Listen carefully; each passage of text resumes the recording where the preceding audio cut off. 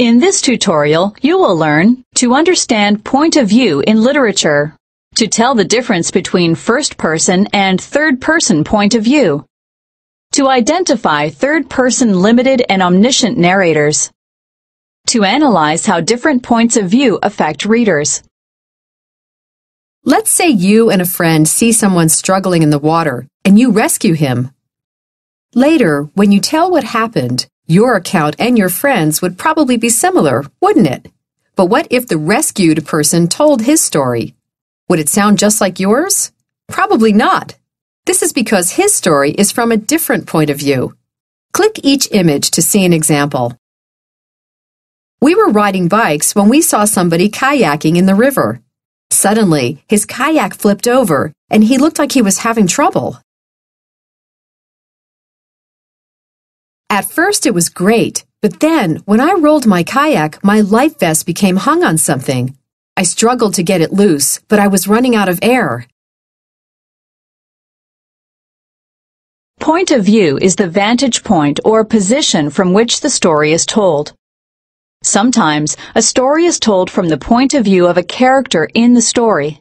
At other times, an outside observer, someone who does not participate in the action, tells about events.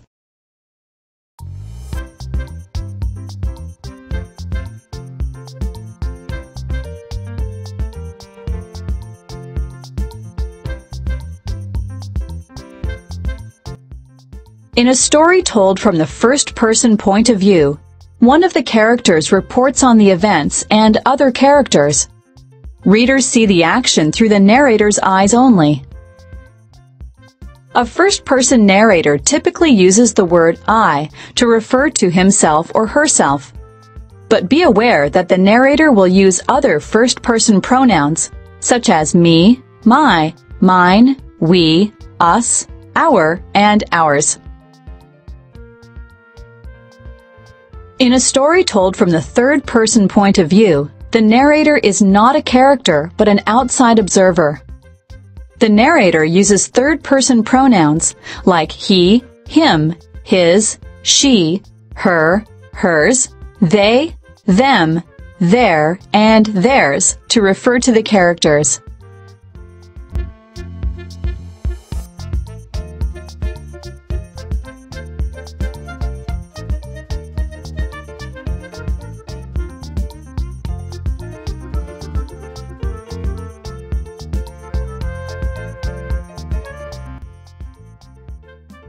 Some stories written from the third person have a limited point of view, meaning that the narrator reveals the thoughts, feelings, and opinions of only one character.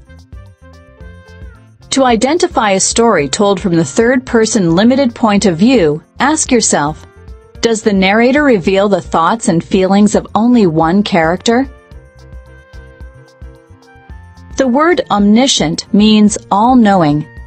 In a story told from a third-person omniscient point of view, the narrator has access to all the characters' thoughts and feelings. To identify a story told from the omniscient point of view, ask, does the narrator reveal the thoughts of more than one character? Does the narrator know more than the characters do? A story written from the first-person point of view can seem really personal, like the narrator is talking directly to you. But you must consider what the narrator has left out or overlooked. That narrator may be unreliable. He or she may not be telling the full story. By contrast, you may not feel as connected to a third-person narrator because he or she is removed from the action. If that narrator is omniscient, though, you can get a more complete picture of the story's characters and events. Point of view is the vantage point from which a story is told. The point of view depends on the writer's choice of a narrator or the voice that tells the story. In a story told from the first-person point of view, the narrator is a character in the story. In a story told from the third-person point of view, the narrator is not a character but an outside observer. There are two types of third-person narrators. A limited narrator zooms in on the thoughts and feelings of only one character. However, an omniscient narrator is all-knowing.